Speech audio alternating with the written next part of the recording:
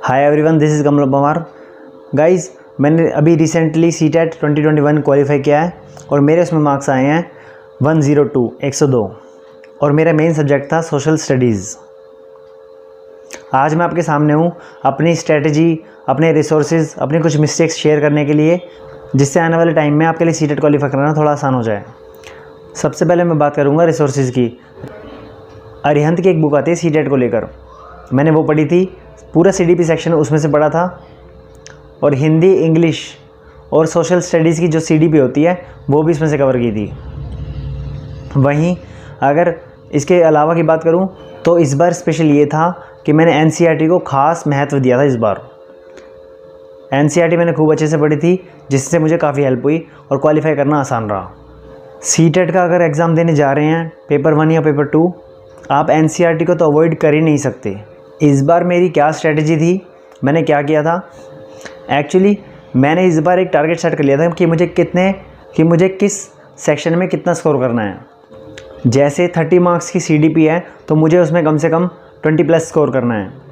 वहीं अगर एसएस की बात करूं, सोशल स्टडीज़ की, तो मेरा उसमें टारगेट था कि मुझे 30+ उसमें मार्क्स स्कोर मेरे होने ही चाहिए। और हिंदी, जो कि मेरा मेन सब्जेक्ट है, मैं चाहता था उसमें मेरे 25+ मार्क्स आएँ या 25 एग्जैक्ट आएँ।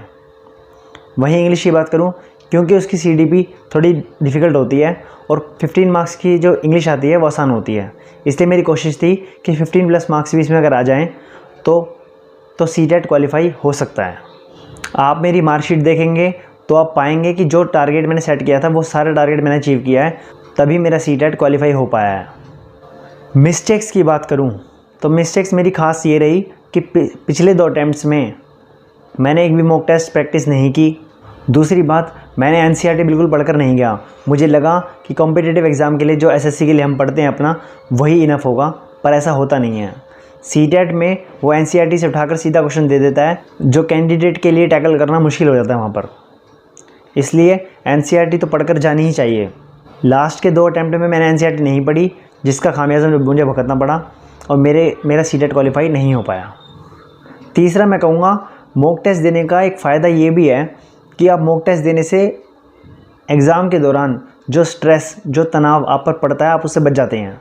लास्ट के 2 अटैम्प्ट में ऐसा हुआ कि 2 क्वेश्चन जो मुझे आते थे, जिनका आंसर मुझे पता था कि सी होगा, उनका आंसर मैंने बी कर दिया, प्रेशर में आकर, स्ट्रेस में आकर। इसलिए मैं चाहूँगा कि आप मॉक टेस्ट प्रैक्टिस कर लें, 1 या 2 ही सही, जिससे आपकी हैबिट बन जाएगी सर्कल मार्क करने की। लास्ट में अगर कुछ टिप्स की बात करूं तो मैं यही कहूँगा कि एनसीईआरटी को बिल्कुल इग्नोर ना करें। सीडीपी सेक्शन को स्ट्रॉन्ग रखें।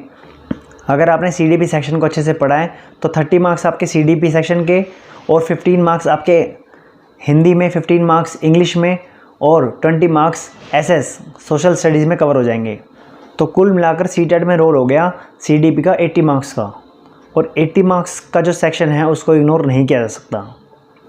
मेन सीडीपी, हिंदी की सीडीपी और एसएस की सीडीपी के लिए अरिहंत की बुक इनफ है, लेकिन इसके साथ ही मैं एडवाइस करूँगा कि आप यूट्यूब से भी पढ़ लें। यूट्यूब पर एक अच्छा चैनल है लेट्स लर्न, जिससे मैंने भी पढ़ा था, आपको उससे काफ़ी बेनिफिट मिल जाएगा। और भी काफ़ी चैनल हैं जो आपको बुक से ना मिले, वो आप यूट्यूब से कवर कर लें। मैंने इस एग्ज़ाम के लिए किसी भी तरह की कोचिंग नहीं ली थी। कुछ मिस्टेक्स जो मैंने पहले की, उन्हें सुधार करते हुए इस बार मैंने क्वालिफाई कर लिया। तो मेरी तरफ से थी ये मेरी स्ट्रेटजी।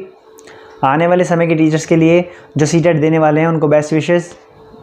और लास्ट में मैं ये कहूँगा कि कोई भी स्ट्रेटजी आप ब्लाइंडली फॉलो ना करें, अपनी एक स्ट्रेटजी बनाएं और दूसरों की स्ट्रेटजी से वो चुनें जो आपको सूट करता हो। हर सेक्शन में अपना एक टारगेट सेट कर लें कि आपको कितने में कितना स्कोर करना है, जिससे आपके लिए 90 अचीव करना आसान हो जाए।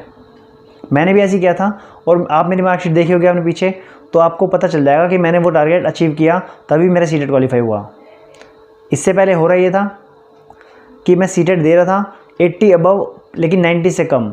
कभी इंग्लिश में मेरे मार्क्स कम आ जाते, कभी सीडीपी में, कभी एसएस में 30 से नीचे आ जाते, तो मेरा सीटेट क्वालिफाई होना उस वजह से मुश्किल हो रहा था।